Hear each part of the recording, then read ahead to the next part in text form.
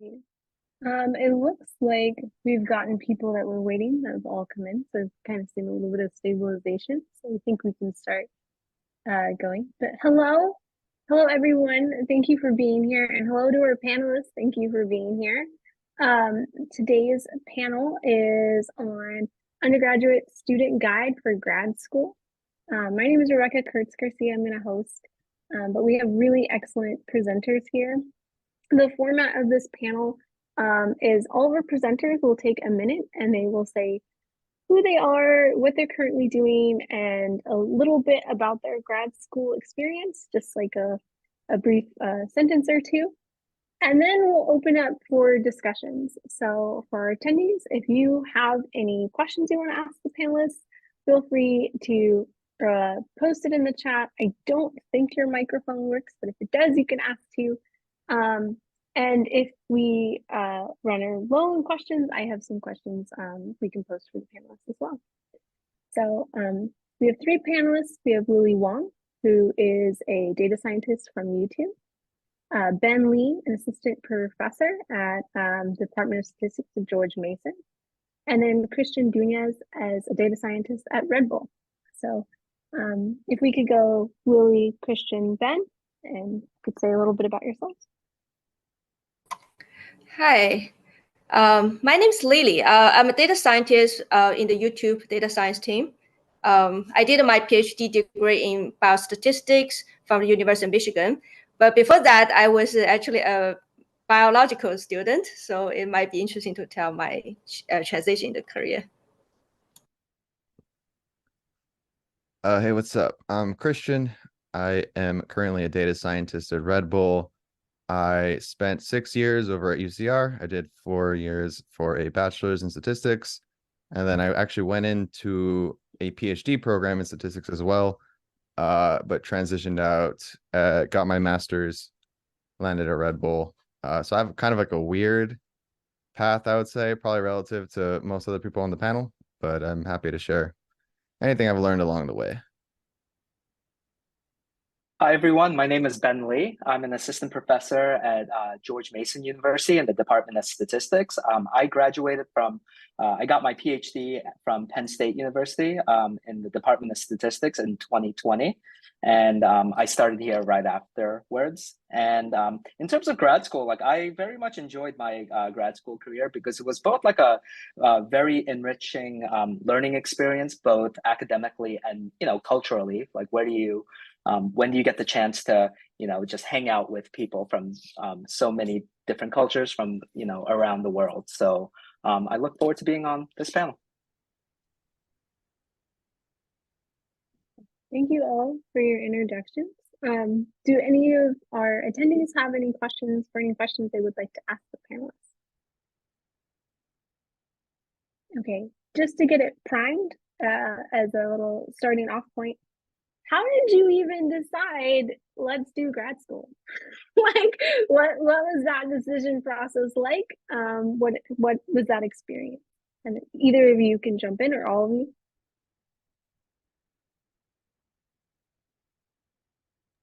I can go first. Being super transparent, I graduated in 2021, which was like the height of COVID kind of happening. I wasn't really sure what to do in terms of a career path at the time. And one of my professors recommended, oh, you should apply to the PhD program in statistics. So I figured, may as well. To be honest, didn't put like a ton of thought into it, but just thought it would be like a good opportunity overall. And that's kind of how I ended up as a PhD student. Yeah, Lili.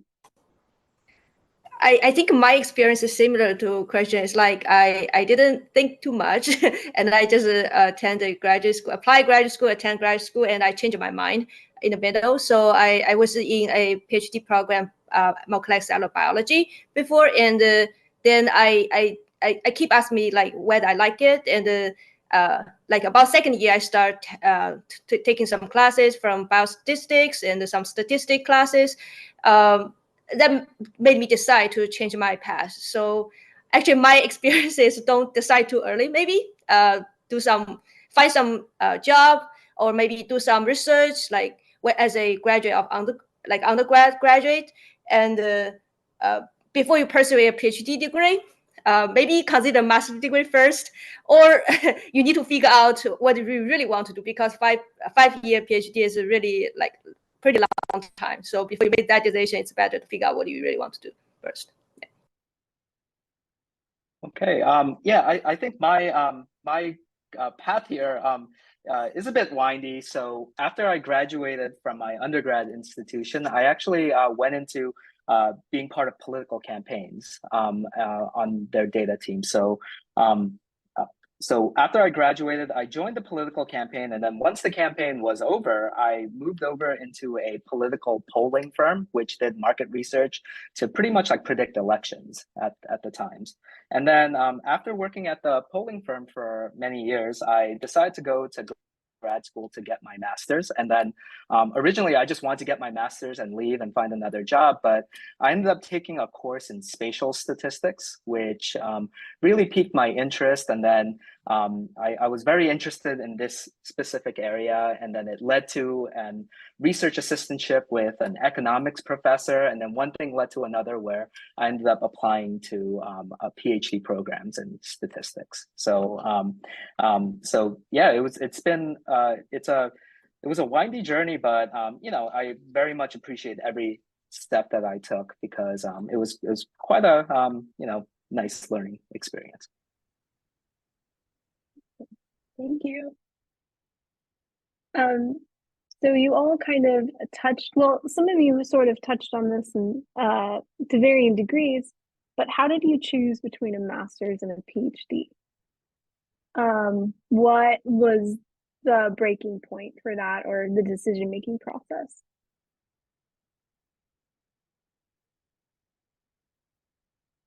Yes, Lili.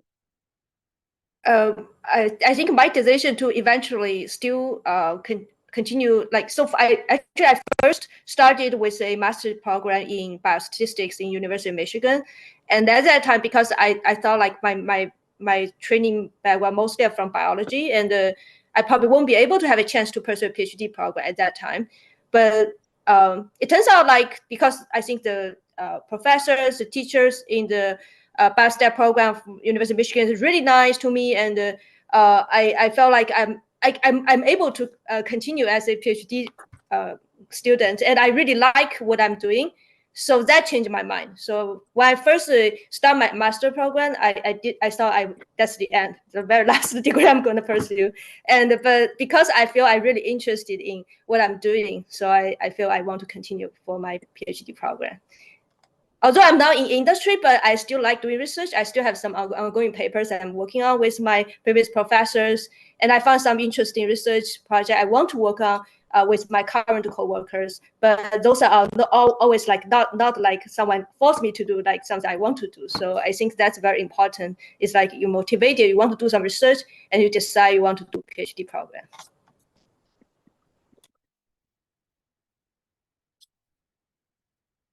For me, like as I mentioned, I originally just wanted to get my master's degree, come back into industry, and pretty much like I want to like come back to the same job.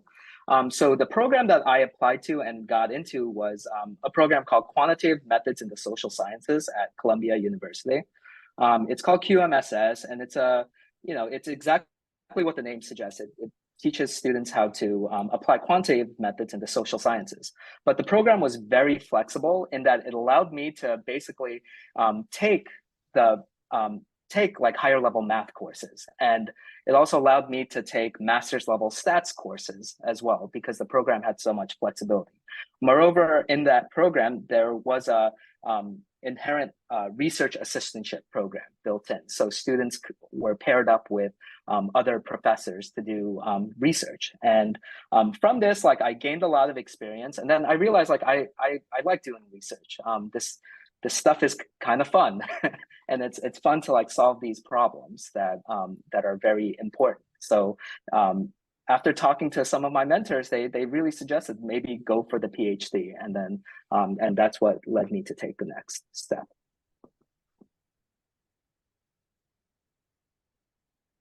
So I guess I kind of had like a little bit of the opposite path. So I just dove right into the PhD, and I had done like some research in the past I worked for the USDA for a little bit. So I worked on some papers. And about like a year into the program, I was like, you know what? I'm getting a little bit tired of research. I don't know if I see myself doing this for 5 more years, even though my original intentions were to see it through to the end. So when I mastered out, it was more of a convenience in the sense that I got lucky that the program gave me the option to do something like that rather than like, oh, okay, let me think about how to actually start from a master's, get to a PhD. It just kind of worked out that way, I guess.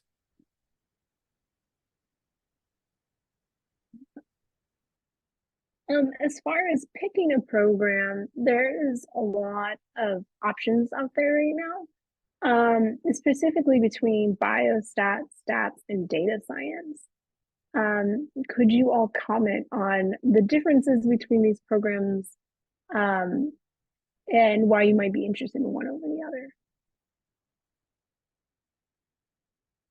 Is a tough question for me because I seems like the only one who was majoring in biology before. So firstly, don't get me wrong, biology is a very interesting subject. I'm very interested in working on biology, and I'm also enjoy doing lab work. But I suddenly one day I found like I'm equally or even more interested in biostatistics because even when I was in undergrad, I did my undergrad in China, back in China. That's many years ago, but when I was majoring in biology, I also took some mathematics, statistics courses. It's just because I'm interested in them, but I didn't know why I'm doing that. I just felt like it made me happy, and so I did that. But eventually, it turns out like it can become something very useful. I didn't plan for that. So if you ask me what's the difference, I would say, so studying biology is a lot of fun, but doing biological research can be it's actually very hard. It's very hard. It's very lengthy period of time of efforts, to be honest. So I remember sometimes I will have to do some experiment late in the night, or even so basically my life is have to follow what the organs I'm growing. Like I was working on my bacteria at that time, so my schedule is synced with the growth of bacteria. With many like realistic concerns, I think like doing biostatistics.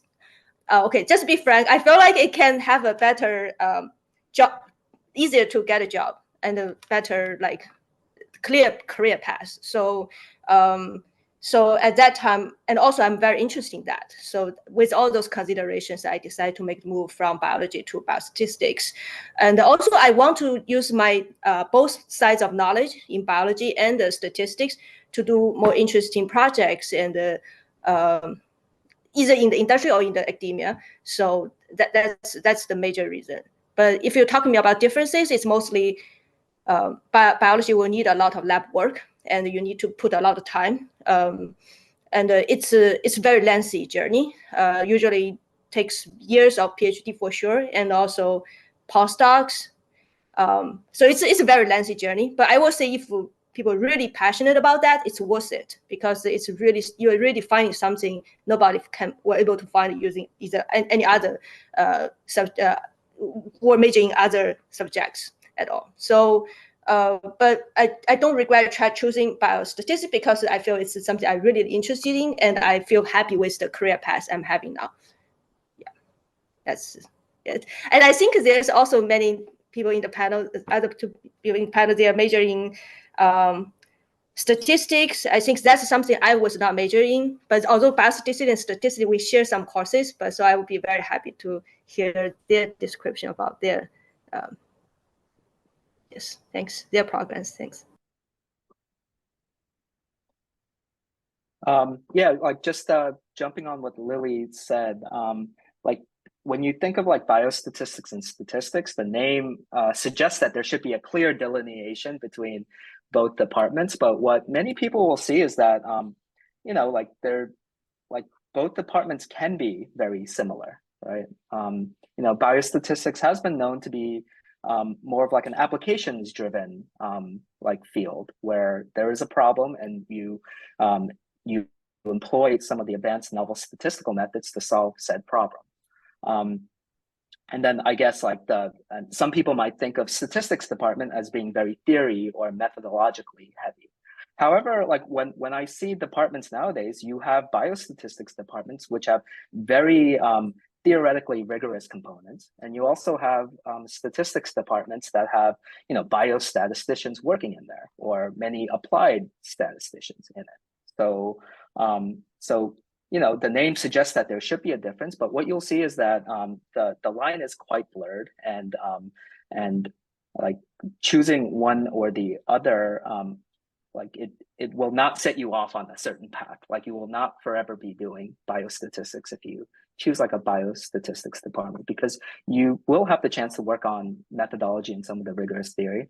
And if you do choose the statistics route, it doesn't mean that you'll only be proving things for the rest of your career. You might actually be a collaborative statistician. So that's what I can say about that. Can't really answer too much from the biostats perspective, but I can answer maybe like the delineation between like statistics and data science as I have been working in it. So when I was like in the statistics program, it was a lot of theory, a lot of whiteboarding stuff out, whereas like a practicing data scientist, especially in like the industry that I work in, I have to wear like a lot more hats. So like I'm part statistician, but also part data engineer. I'm a salesperson. Red Bull is not a company that's ever had to rely on data. They throw people out of planes and sell cans that way. So in a way, I have to kind of be able to convince people who have been working with intuition their whole lives, like, hey, maybe there's a better way to think about this.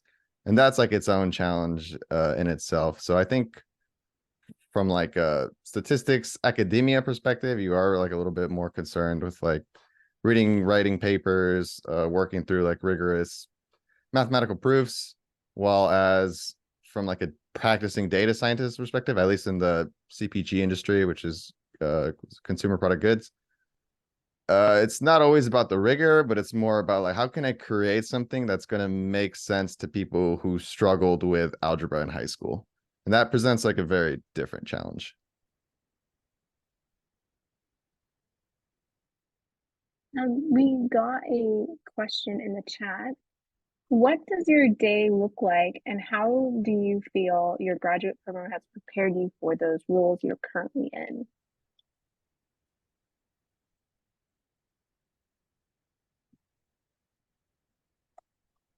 So what does your day look like, and how do you feel your graduate program has prepared you for those roles?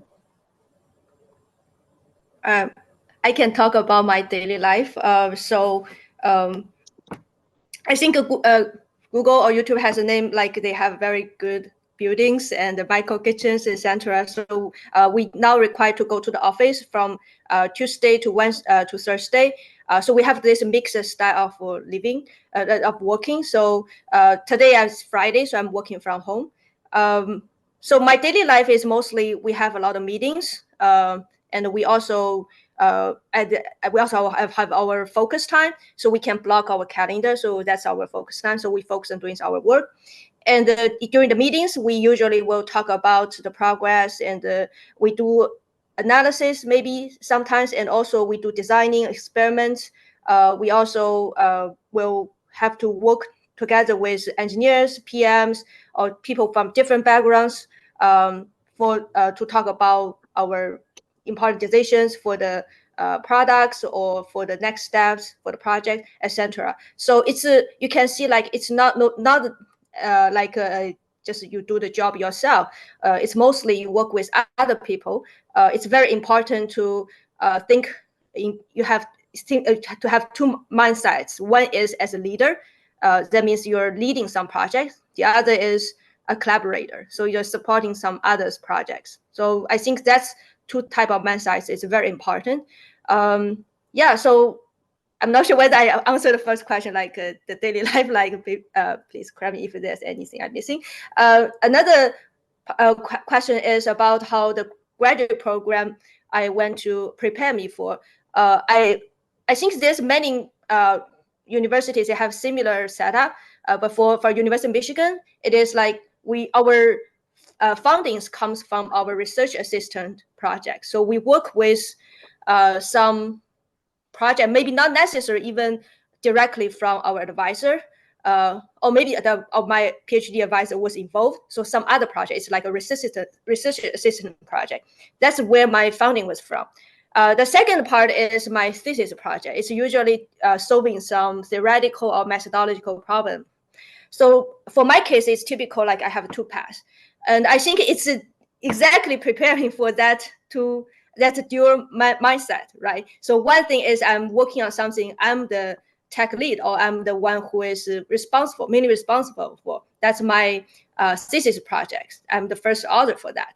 And the other part of my work is I'm helping some research team or some medical team or whatever. I'm helping some applied research project team to do their analysis, design their experiments, etc. So that is I play mostly a collaborator's role. So these two passes, or these two different aspects of my PhD program trained me exactly what's needed to be working in an industry program. So I think in that, at least from that perspective, I'm very well prepared for that. Although it still takes me a while to get used to industry. There's also some difference, but for example, I used to use R most of the time, but when I went to company, I realized that Python is more frequently used. I believe it's probably less a problem in stats programs, because I saw many students graduate from stats programs, they use Python most of the time already.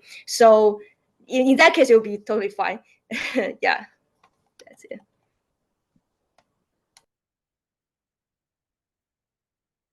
For me, go ahead, Christian. Sorry.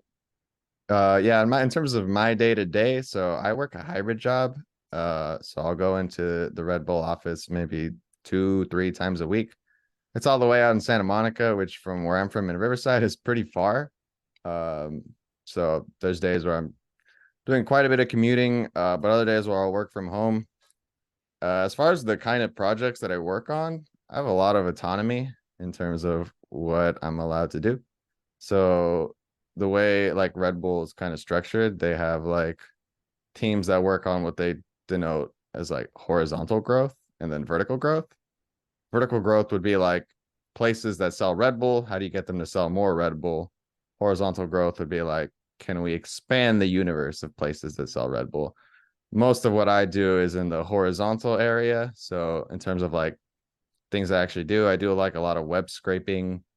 I do a lot of data engineering. I'll build like Python packages that'll support the team as well and help them out. In terms of how grad school has helped me, I think because not everyone in my program comes from a statistics background, it kind of gives me like a unique skill set in terms of like we have a lot of people who have a lot of industry experience, or we have some people who came from like computer science backgrounds.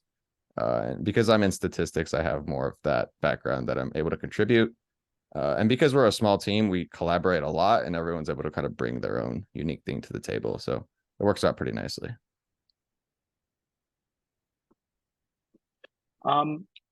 Yeah, for me, I think my day-to-day, I think it really depends on the day, but I'll have teaching days, meeting days, and then just like blank days where I can just focus on research, writing, and like coding. On teaching days, like usually it's the days when like I actually teach, and then I'll also hold like office hours on that same day to chat with students, and then most of the time the material is prepared in advance, but there might be days when I need to tweak a few things or maybe add another example or refine my teaching material. So I tend to do that on the same day that I teach. And then there'll also be days when like I need to schedule meetings. This includes with collaborators, my graduate students, or just like anyone who just or any other meeting that's like scheduled on my calendar. And this also includes like meetings where I need to do service for the department. So if I serve on, certain committees, I might need to meet with the other committee members to, make decisions or just like discuss certain agenda items. And the third aspect is like days that I call like blank days, where I can just focus on my research, whether it includes coding, writing, or just like reading different papers. And I think like splitting those three things, like splitting my days into like those three components, or like dedicating an entire day to those three components has been very helpful. And in terms of like how grad school prepared me for this, I would say that grad school really prepares you to be an independent thinker and researcher. So when you are collaborating with other people, you're not really just doing what the PI or an advisor. You're not just following instructions. You actually have to, think on your own and then come up with solutions to certain problems. The other thing is what I think is very important was time management. It's really helped me here because what you'll see at like just any job is there's more work to be done than time available in the day. So managing your time wisely is very important. I think grad school definitely helped me with it. And then finally, just taking ownership of your different tasks, I think was a big part of grad school for me, because you do work with an advisor, but at the end of the day, your thesis or your dissertation or your project is your project. It's your baby that you need to cultivate and make sure that you you need to make sure you finish your thesis.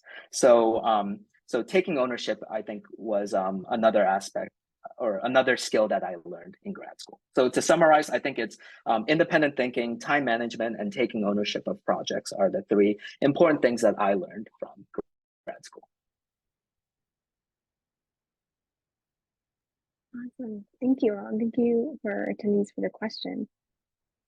The next question I have on the list is, of all the classes you took in undergrad, what was the most helpful in grad school?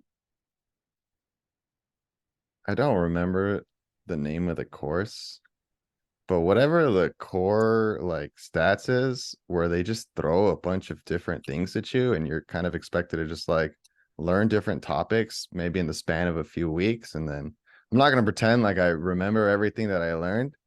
But like as a practicing data scientist, there's just going to be times where like someone has an ask of you and you're like, I don't really know where to start answering this question. And then you have to go and kind of like learn a new topic and do a little bit of research.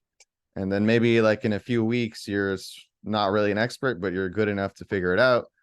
And then you do what you got to do. And then maybe like you kind of move on. And I feel like that was like, that course structure was the closest thing that there was to like actually working, in the sense that like you don't need to be an expert on anything. You just have to have the ability to like learn and like pick things up when you need them.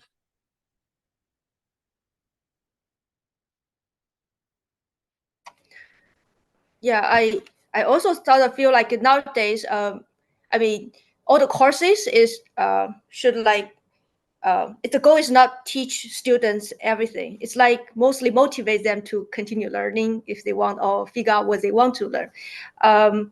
So during my graduate, so while I was in graduate school for biostat department as a master's student, one of my favorite courses is actually from a professor who moved to UC Irvine several years ago. His name Bing. Yeah, he gave a very good, very solid statistics course. I think Rebecca, you also asked about like undergrad, right? So I forgot many courses, almost everything in undergrad, because like it's many years ago. You feel like they either outdated or they you just forget them. But one classes I still feel I'm benefiting most from is actually a marketing course. I took it's an elective course. It's a marketing. I realized it's so important that to like be able to analyze like the market, what's the trend of the future. So it's something I still keep thinking about. So for example, when I decide to change from more science-oriented major to a more statistic analytical-oriented major is because I realized the market will need more people in that field. So I think that's a very important course I have taken, not necessarily your major courses. Yeah. Thanks. I think as an for undergraduate courses, I think it's important to develop your statistical intuition and also cultivate like your foundational skills in mathematics, programming, and statistics. And what I mean by that is, no one's really expecting undergrads to know all of statistics when they graduate, because that's the point of grad school, to learn more of the more sophisticated methods and to really dig in deep. So in terms of developing intuition, I think your beginning statistics class is very important, because this is where you learn exactly what hypotheses are, for example. Like you'll also learn what these distributions are, and developing that intuition and that big picture perspective will really help you in grad school, because once you have that intuition, everything else is just filling in the details mathematically in a more rigorous way. Next, and then just jumping off of that, I think it might be important to pay attention to the upper level math courses as well, like things that are like proof-based math courses. And again, we're not expecting undergraduate students to learn everything, but just being able to write a proof, like write an epsilon delta proof, seeing what goes into a proof, or showing something is proven in this way rigorously is very important. So just getting that exposure is very important. And then finally, because there's a lot of computing nowadays in statistics, I think just any like introductory or beginning level programming course could be helpful, like in whatever language, because programming too, it's the syntaxes and the details are different, but at the end of the day, you're doing the same thing when you're programming. So I think getting exposure in those three things are very important. The statistical background through a beginning statistics course, some upper level proof-based math course, and then exposure to introductory programming course in whatever language is important.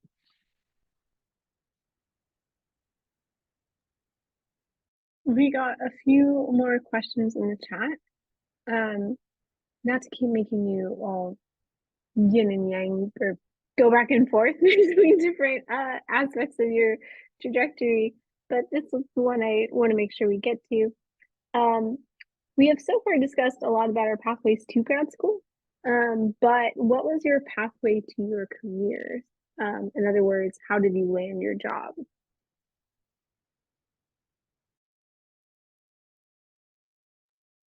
I can chat about this. So I had started into the PhD program like about a year in. I was like, I don't see myself actually finishing this. So I started thinking about an exit plan, and I just started applying to a bunch of internships. Red Bull was one of the ones that I heard back from. So I went through their whole internship interview process and landed the internship. So then when I came back to finish up the master's, which was a few quarters left, I was still in contact with a lot of my coworkers from my time at Red Bull. And then when it came time for me to graduate, I was able to like see if there was an open position. They're like, yeah, come interview for it. They kind of just like put me right to the front of the line. And then I landed a full-time job, which was really awesome because it was around the time that the economy kind of tanked. So having like those connections really helped me in that sense.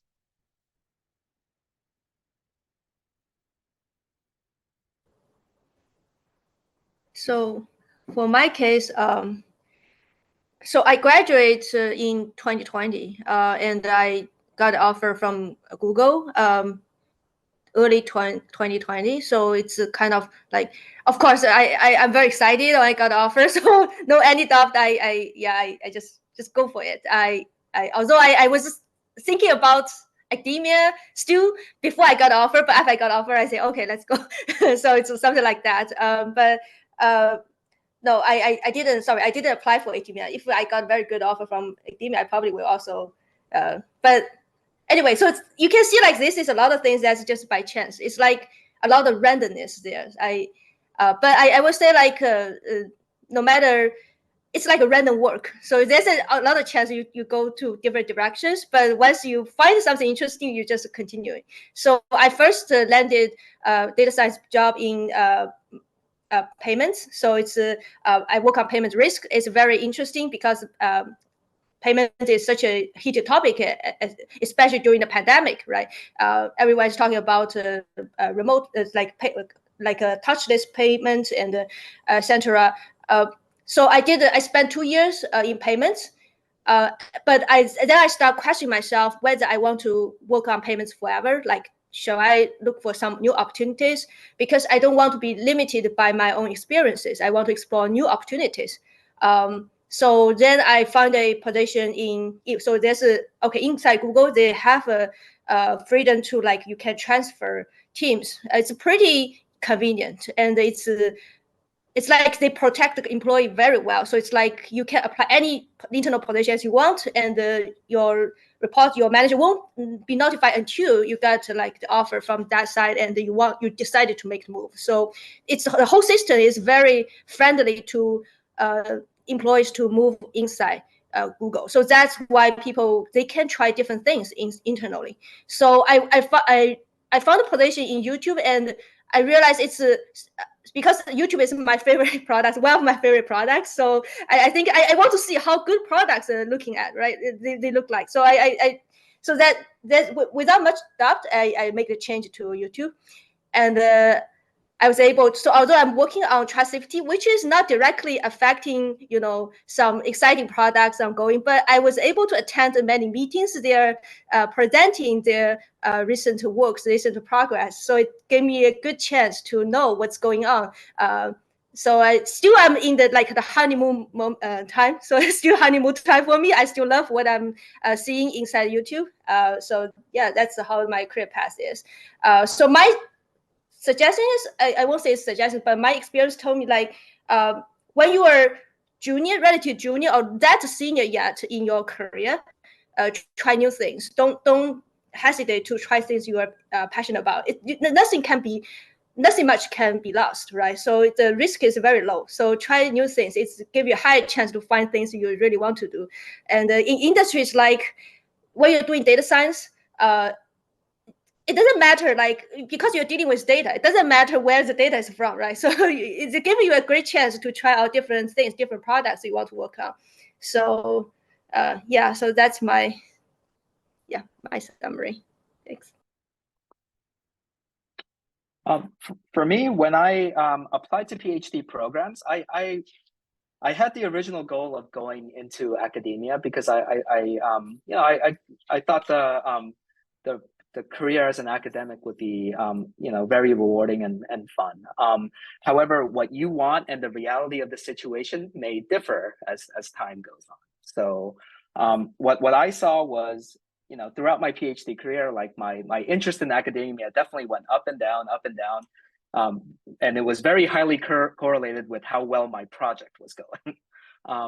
And then towards the end of my PhD, I really was torn between academia, industry, and even national labs.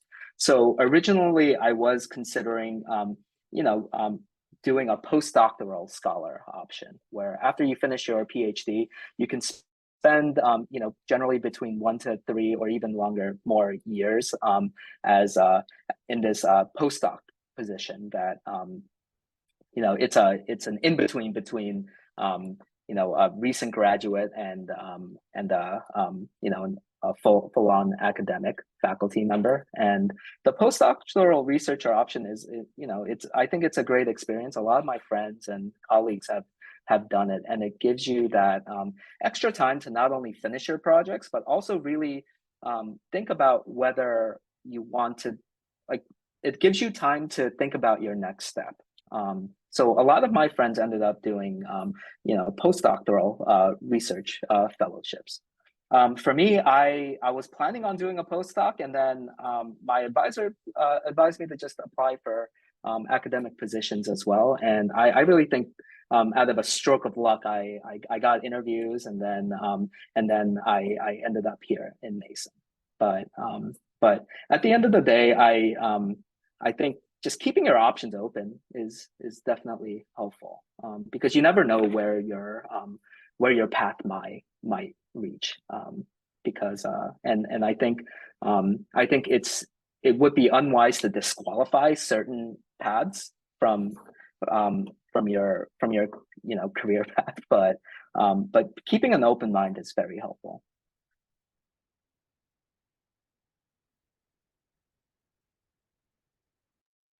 Thank you, everyone.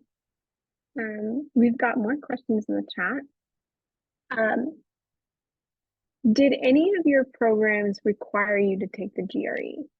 And if not, would you recommend someone still take it?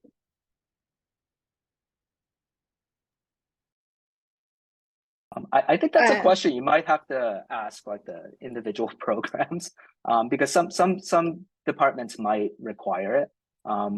So like I don't think I could like give you a definite answer other than maybe check in with the programs. Yeah, I think at the time when I was applying to grad school was around the time they started phasing it out. So I think a few of them still required it, but not all of them. I don't remember particularly standing out when I took the GRE and I got in. So to address that last part of like what are some good ways to stand out as a candidate, I'd say this is definitely where you need to look at like the program you're interested in and like figure out like what kind of people they're looking for. Because the feedback that I got when I got into my PhD program was, oh, the reason we recommended you was because you had past research experience. You had some papers that you were co-authors on. So like that was really appealing to us because that's like what you're going to be doing here. So look into the kind of graduate program that you're applying to and try to like steer yourself towards the kind of students that they're trying to create would be my advice. So I guess I was so at that time when I was applying for graduate school, we still require GRE. So I have no choice. But I'm happy to see like they now have more like give it to more flexibility, because to me it seems like I didn't get too much from preparing GRE, honestly. I think I remember more words that I never used, and also it definitely improved my writing. Like I like the analytical writing part. Yeah, so you can imagine it's many years ago. So, but yeah, I have no comments on that. I think if you want to, I know they also have subject to GRE, right? So for example, you're super good at math, you can probably choose to do that. It can show like, oh, your math is pretty good, something like that. So it's good that it's optional, I would say. I'm like just tacking on to what Christian mentioned about undergraduate research experience. I think that's like a fantastic way to stand out from other candidates. And what I like to say is, many institutions really want to promote undergraduate research. So I don't know about your schools, but your schools like research department, like undergraduate research department might have programs where they pair up or link up faculty with undergraduate researchers to do research. Like at George Mason University, we have an Oscar program where students put in a proposal with a faculty member, and then then the student just starts research with the faculty member, and then the school gives both the student and the faculty mentor some funds to do the research, whether it be money to like buy a computer or buy equipment to do the research. Another thing is there's many REU or research experience for undergraduate programs out there. So many of these are advertised. So if you guys want to apply for these, that could be a nice way to get plugged into doing undergraduate research. Christian kind of hinted at this already, but I want to say it explicitly. what can you do to stand out as a candidate going into a PhD program? Is there anything generally that you would recommend? Both Christian and Ben, you did highlight this a little bit, but I just wanted to reopen it and emphasize that again one more time, if you have anything to add.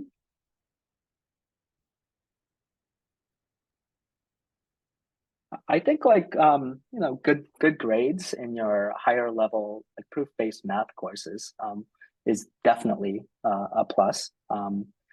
It's definitely a plus there, and I think getting exposure to really the higher level math classes would be very would strengthen your case as well. I'll second that, especially for statistics. Like if you can't hang like with some of the higher abstract level math, you're gonna struggle. Even if you do get in, you're gonna struggle when you get there. So definitely take that seriously. I think it'd be great to take some advanced courses, or maybe just audit them, so make yourself exposed to what's going to happen in the graduate school or in the PhD program. Second is have some research work done with the professors or maybe other senior PhD students, because it's good from both sides. For you get maybe you will get a paper or some research experience, and on the other hand, you can also know what's going on, what will happen, like what people are really doing in the PhD program. Yeah, and then in your personal statement too, this isn't like necessary, but it doesn't hurt, is if you are interested in a specific research area, like let's say, climate statistics or biostatistics, and there happens to be, a research group at that university, it wouldn't hurt like mentioning that, because then it shows the admissions committee that, you're creating these like tailored personal statements rather than just sending a generic one through to every single university. And it also like shows that you've thought about potentially what research you want to do, and preliminarily or like identified potential advisors as well. So it couldn't hurt.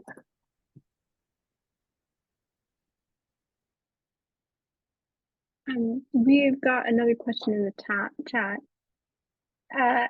What's your advice on maintaining contact with previous coworkers or professionals that you're not immediately revolving yourself around? How do you keep in contact with that? What types of strategies do you use?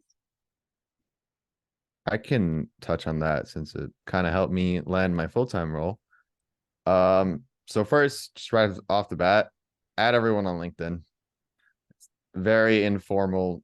You can kind of keep up with what everyone's up to. You can even like leave likes and stuff just to kind of keep that engagement.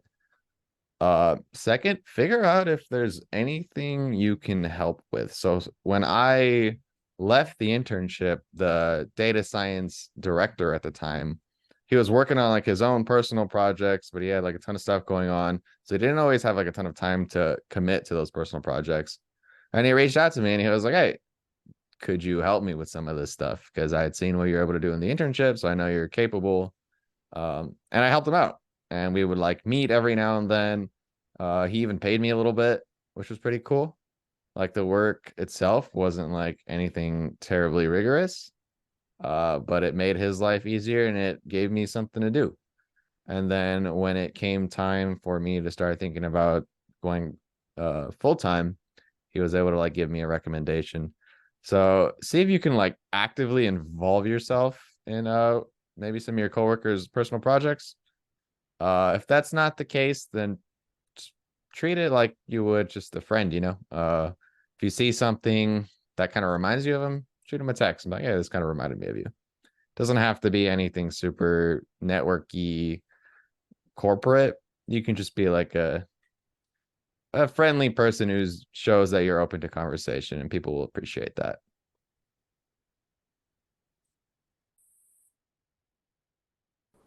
So I did my internship in a pharmaceutical company in the middle of my PhD program, or maybe about 1 year before my graduation. So I think firstly, because I think internship at different stage of a career can be very different. So as an undergrad intern can be very different from as a master intern or a PhD internship, because the internship I did was when I was already a relatively senior or in the middle journey of my PhD program. So they expect me to do some research work to solve some research problems for them. So I think a very important thing is that in whichever internship program you are working in, be a good coworker, be a good employee. If possible, impress them, but if not, then be a good one. At least be a good one.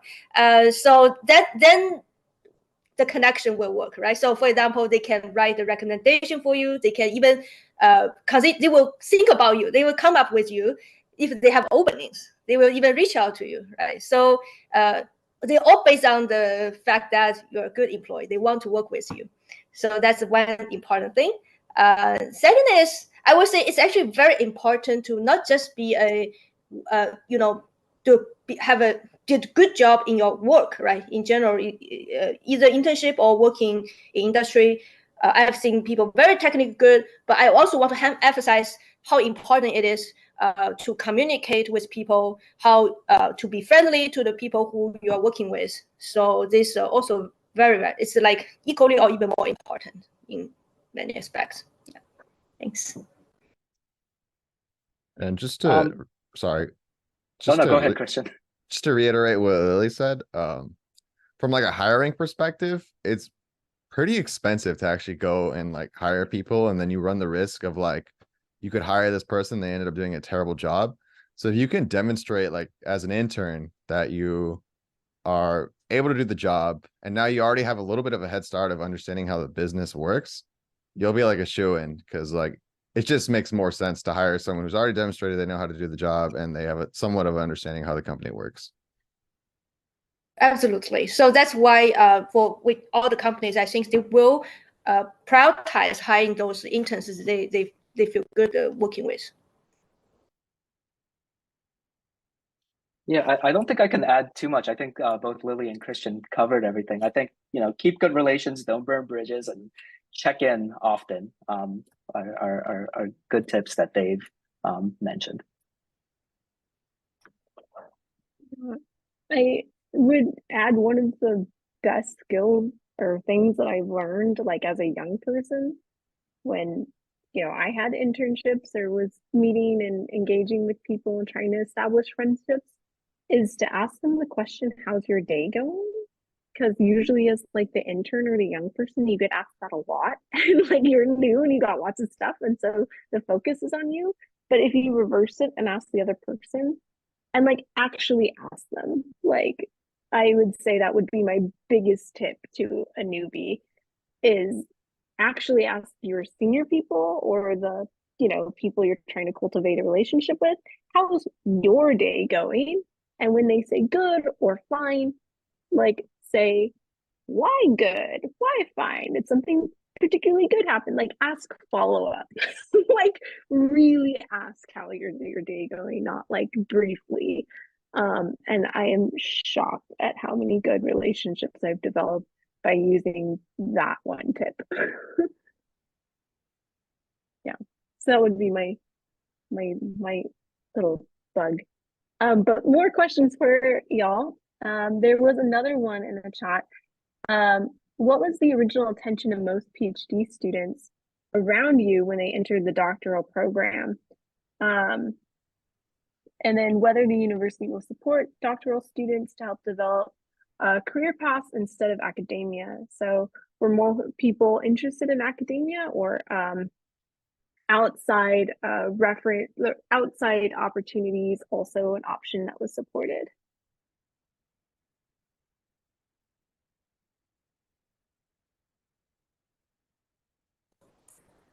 When I first start my PhD program, and you can see like my whole path is like I didn't plan like if you asked me 10 years ago, I was planning something completely different. So when I start my PhD program, because I thought like, okay, this PhD program. Hopefully, I can graduate.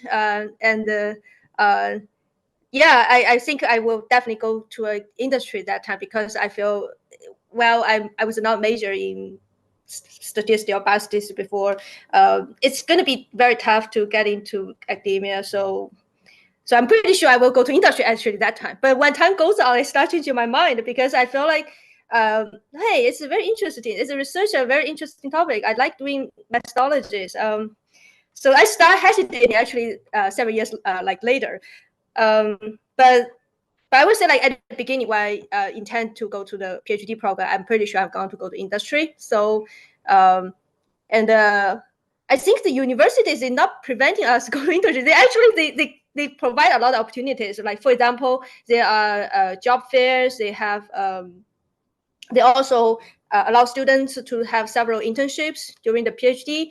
I think there's like tons of opportunities out there to, if you want to go to industry, even you start a PhD program to go, but you eventually want to go to industry, it's totally fine. There's tons of opportunities, internship out there. I would say actually it's more difficult to find a tenure track position in academia. So sometimes you need to do postdocs, and you definitely want to have good high profile papers.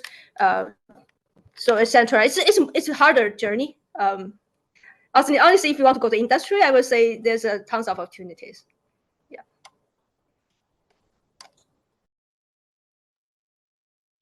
Yeah, I think a lot of PhD students when they enter a program, they're like many are undecided, which makes total sense because like you haven't started the program yet, so how do you know where you will end up? And then for many people, like the path changes as well as Lili mentioned. So and then programs are cognizant of it because over the years we've seen more and more graduates go into industry because like a lot of these industry jobs include like a very heavy research component that requires PhD training. And and then also a lot of these industry jobs are quite lucrative as well. So naturally students are more willing to go into those positions. But really the paths definitely change for students. So don't feel like you're pigeonholed into like one specific career path because there's room for it to change. And in terms of references for a job, I think especially if you're entering academia, yes, you should definitely get references from your committee members or your advisor. And then for industry, maybe Christian or Lili can elaborate more on this, but I'm sure your professors or committee members would be willing to write references, especially if you've worked with them closely. Yeah, I don't think I have too much to add. I'm one of those people that have been discussed of they went into the program not really sure what to make out of it and ended up pretty far removed from academia. As far as like the people around me, I think a lot of them had the intention of becoming professors at one point because I think that's just the most straightforward, obvious path when you get there. But I just kind of like Googled the statistic real quick, and like a pretty low amount of PhD students actually end up working as like a professor. So clearly they got to go somewhere, probably government or industry. So be open to the idea that your path could change. And as far as faculty, no reason they couldn't provide a reference if you needed it. But even if it's not like a direct like, here's a reference, help me get a job, just keeping in good touch with professors that you like was always like a net positive. Like part of the reason I'm on this panel right now is because I worked pretty closely with a professor during my time at UCR, and she reached out to me. I was like, hey, you want to be part of this panel? And now I get like the cool opportunity to speak about my experiences. So never a bad thing to keep in touch.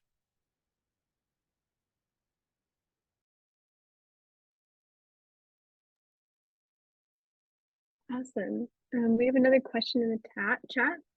Did your classes, either undergrad or grad, prepare you for the skills required in your job? If no, if not, how did you develop those skills? I think as an undergrad, I took like with my friends, I took this business law class that had nothing to do with my major, but I only took it because it was with my friends and I heard it was an easy A. And in retrospect, I learned a lot of soft skills in that class because it was held in the business school, and we had to work as a team. We had to come up with a very nice presentation that was succinct to the point, and we also had to meet with the professor who was extremely busy. So we need to make sure like the meeting followed an agenda, and we covered everything within the span of like 15 minutes. So I think that class, business law from the business school, really prepared me in developing those soft skills. I think in terms of like, did a specific class help me? I can't really think of anything outside my head. But I think the structure of like, so when you leave like the academic scene, you're never gonna really have a place where you're just like placed into a setting where there's a bunch of people around you, and it's like kind of appropriate to just like talk to them. So like, I think my biggest advice would be anytime you go into any class, just talk to the person next to you.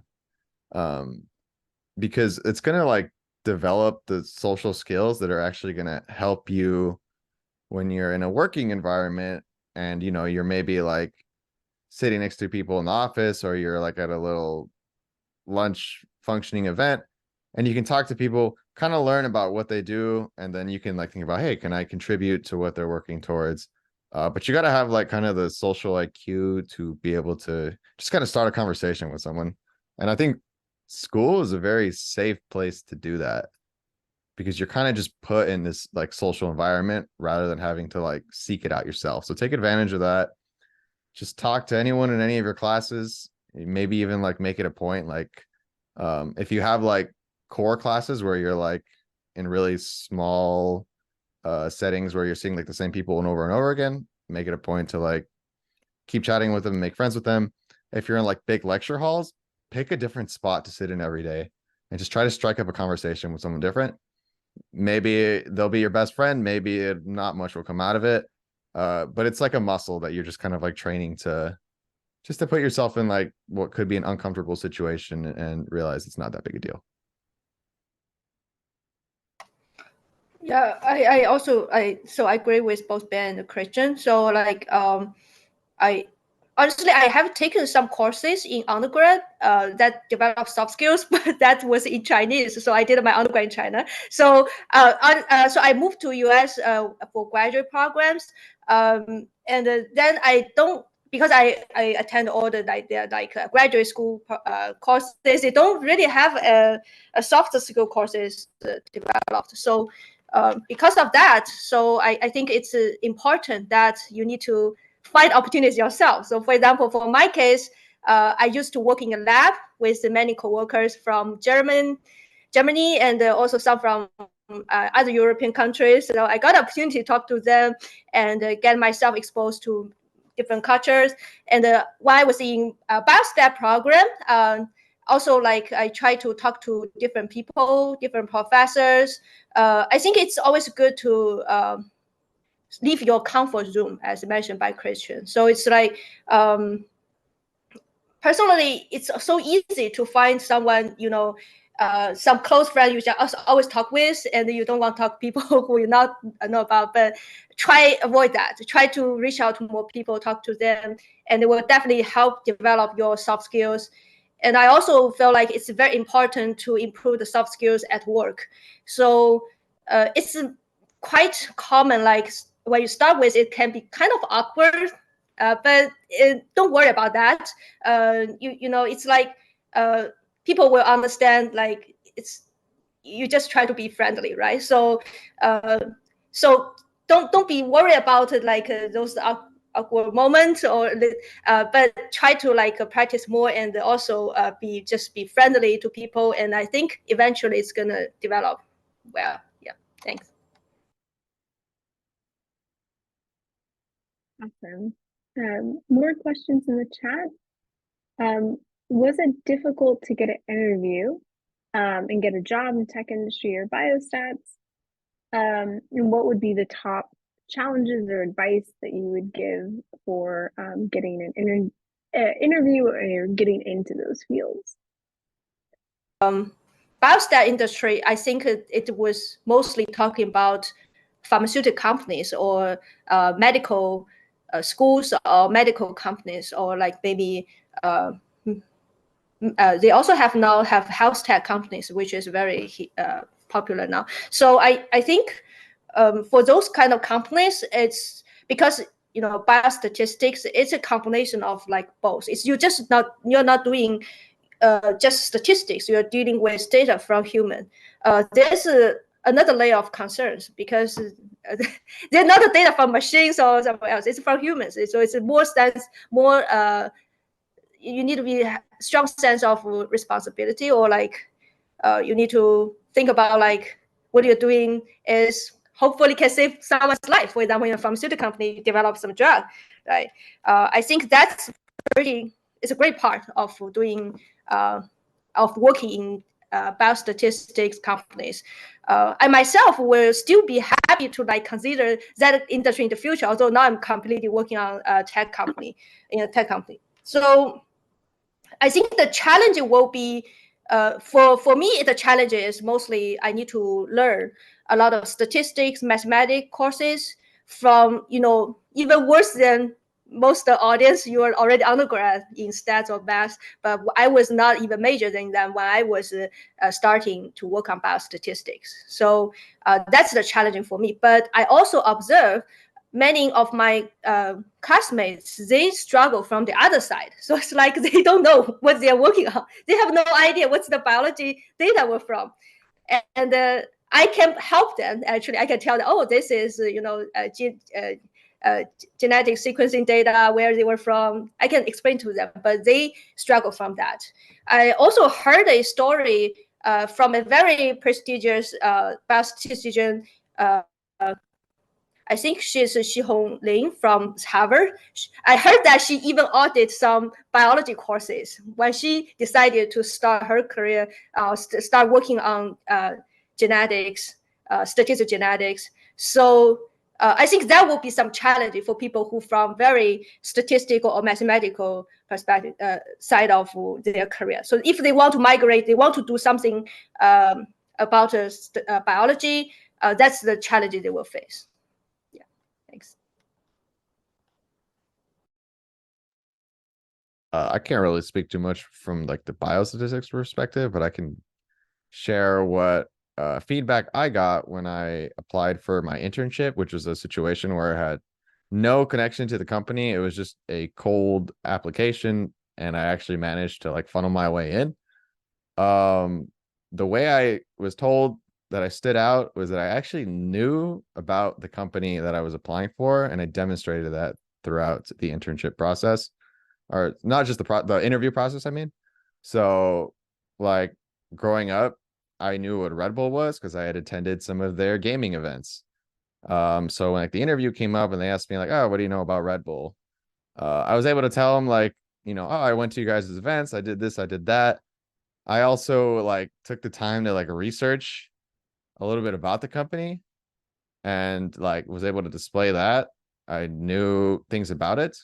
So when I finished the internship and I was just talking with the hiring manager, what he told me was like, that was like one of the things that like really stood out about you, because you'd be surprised like how many people just submit an application and then like they don't actually know much about the company. They just kind of threw their resume in, sprayed it everywhere, and called it a day.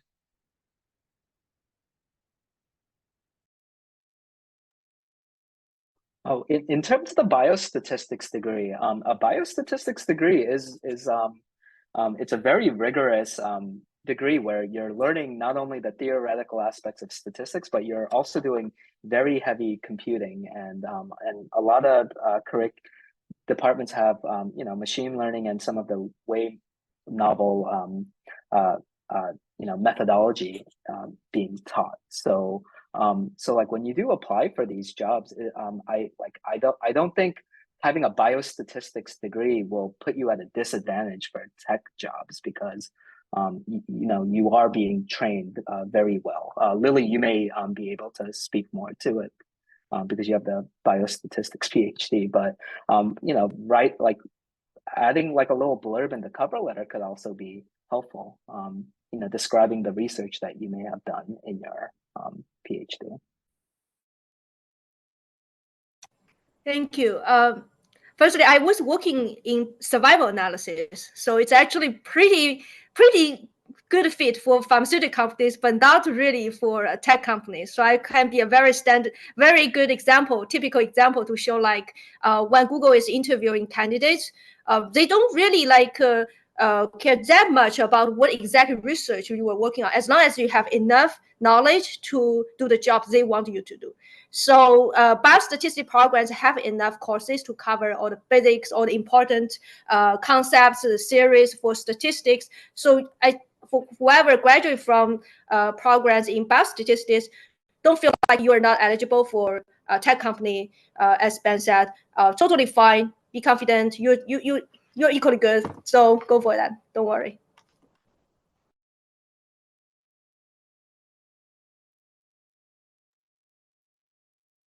Awesome. And we have another question. What do you recommend if someone already graduated and is looking to go back to grad school?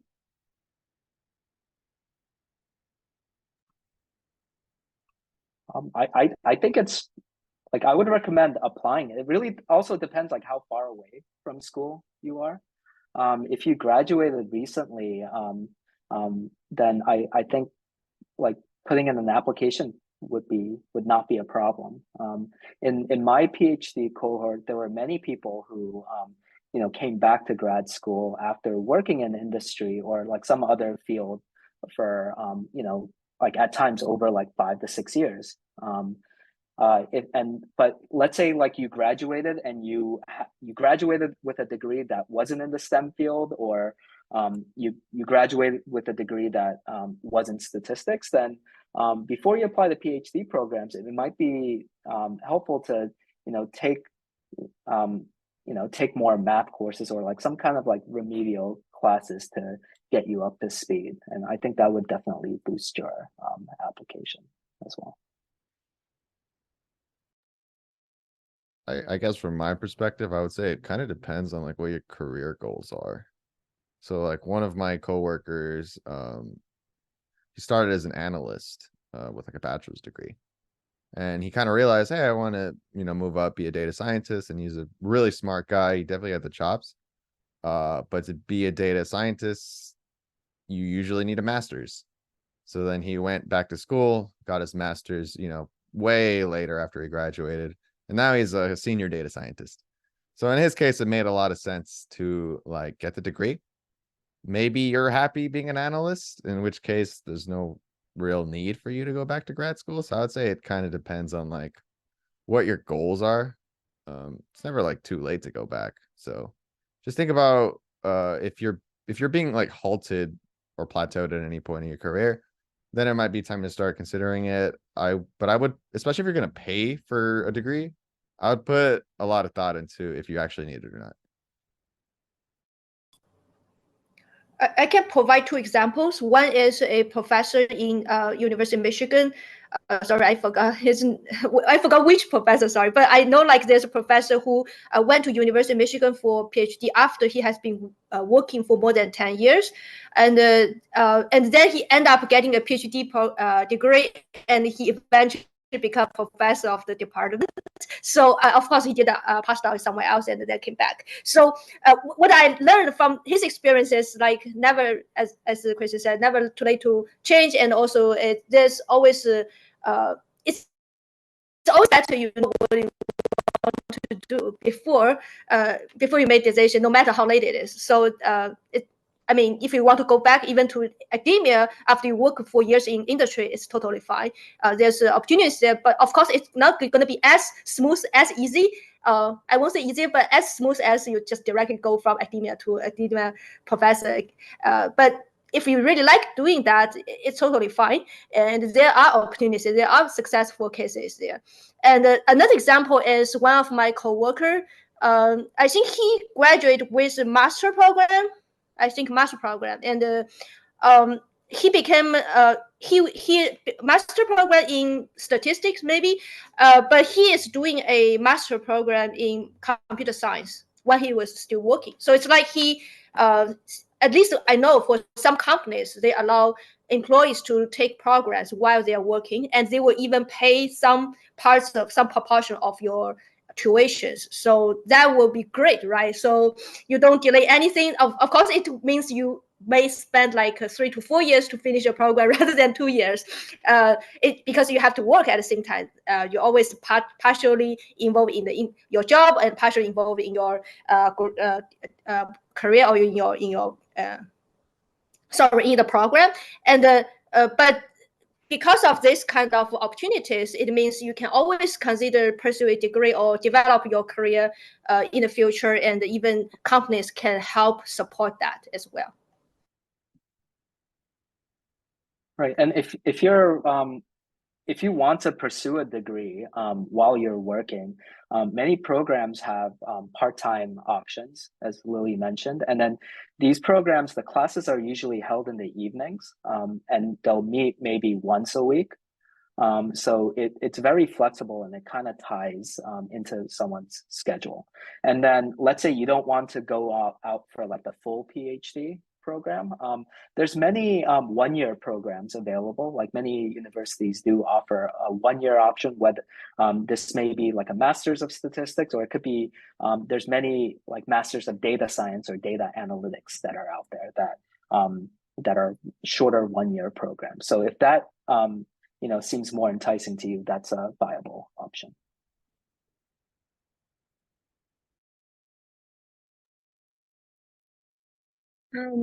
Another question for the group.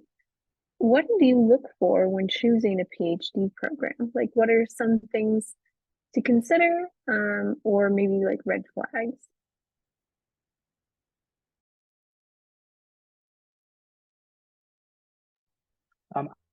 I would say maybe like for me, it was like location was quite important. I was raised in the East Coast, so I didn't want to veer too far. So I applied to schools nearby me, and then and I think it really depends on you. But if you apply to a program with a larger program with more faculty members, then you have like the choice of advisors, or there's more potential like PhD advisors you can choose from. But if you go to a smaller program, there might be fewer advisors, but you might be able to like meet with your advisors more frequently. So I definitely think size of the program, geography, and then if you're interested in a specific area of research, I think maybe looking into that could help too. Like, is there like a cluster of professors who work in a specific area, and could you be plugged in to that group? So those three things.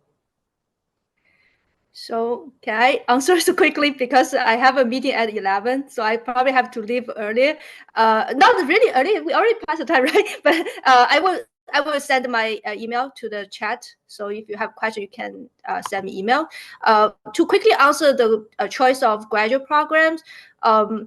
So honestly, that time I was looking at the rankings, which program is good. But when I'm looking back, I think it's very important to find the people, the person you really want to work with, because there's some really, really good professors. They're doing excellent work, but their ranking, maybe the department's ranking or the university ranking may not that high.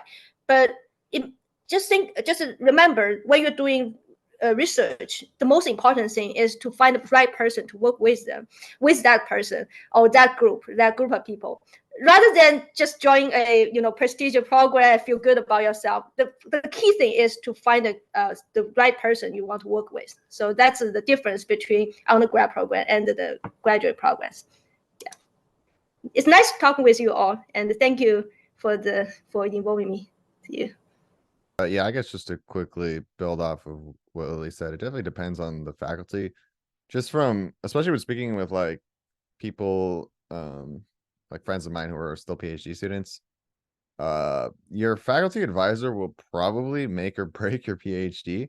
So probably the best thing you can do is go look at all the faculty advisors, look what they study, see if it kind of like aligns with your interests. And I would even push you to read some of their papers. And even if you don't like fully understand like what it is that is in the paper, you can kind of get a sense of like the kind of work that they do, because you are eventually going to have to like probably work with some of these people. So that's probably going to be the best gauge you can get for like how well you're going to fit into a PhD program. Definitely like look at the faculty and see if you think your goals would align with like the work they're doing.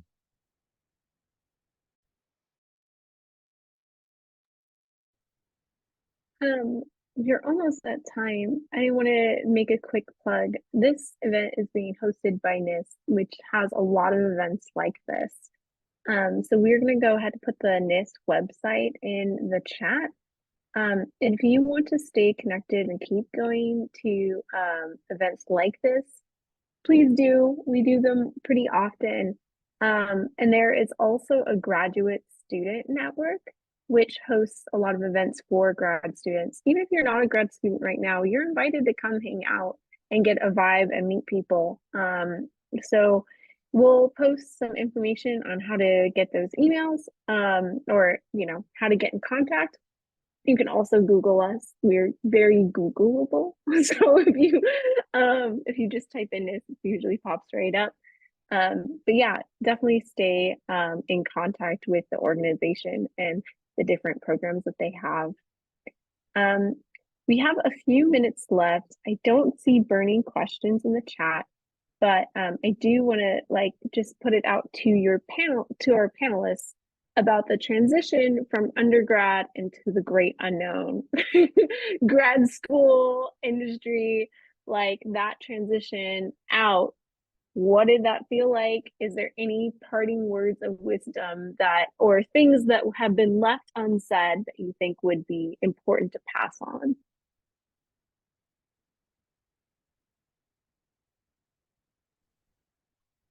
I guess for grad school, one thing I noticed was I saw the transition between viewing school as school and school as a job. So as an undergrad, you take a lot of classes and you have a lot of like social events on your calendar. But grad school, it depends on the program, but you take fewer classes per semester, but they're very focused and they require a lot of time. So if you just treat it as school, it might be difficult to manage your time. But if you treat it as a job where I wake up at this time and you set up a routine to study, go to class, and do other things, I think that's very helpful. So so the mindset, I think, definitely changes from undergrad to grad. I would say never stop learning and always like push yourself to work on like little personal projects. I feel like a lot of the stuff that I've actively working on day to day was not learned in a classroom, but it was like through me trying to apply the skills that I did learn in the classroom to like projects that interested me in real life. Because that's where you're going to do a lot of like the learning to learn. Like I learned a lot on the job. I didn't like start as a data scientist who knew everything, and I guarantee you I knew even less graduating out of undergrad. So don't worry about like not knowing enough and like feeling insecure in that sense. But just kind of like push yourself to like apply your skills to just like little personal projects that interest you, and see if you can learn something new, because at the end of the day, when you do go to grad school or get a job in industry, like that's the real muscle you're going to be using. It's not going to be the stat 201 course probability theory. They're not going to hand you a test and say fill this out. It's going to be, here's a problem that we don't even really have a good answer for. Can you do a little bit better? And if you can do a little bit better, which I have full faith that you can, that'll help you out a lot.